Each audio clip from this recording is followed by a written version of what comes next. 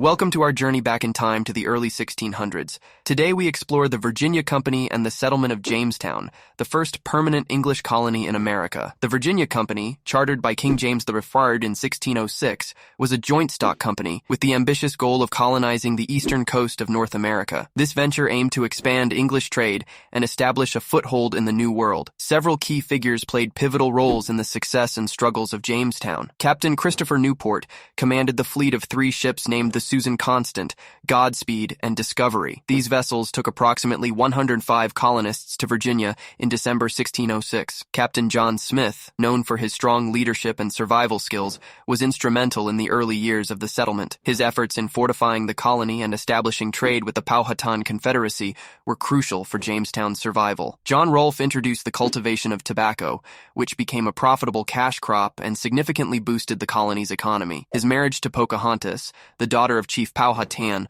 also helped ease tensions between the settlers and the native tribes. The settlers of Jamestown faced numerous hardships. The period between 1609 and 1610, known as the Starving Time, saw extreme food shortages, disease, and conflicts with the Powhatan Indians, resulting in the deaths of many colonists. Inexperience, lack of survival skills, and internal conflicts were part of the settlers' struggles. Despite these challenges, the colony persisted, thanks to the arrival of new settlers and supplies. Jamestown established the first representative legislative assembly in America, the General Assembly, laying the foundation for American democracy. John Rolfe's introduction of tobacco farming ensured the colony's economic survival and also set the stage for the plantation economy that would dominate the southern United States for centuries.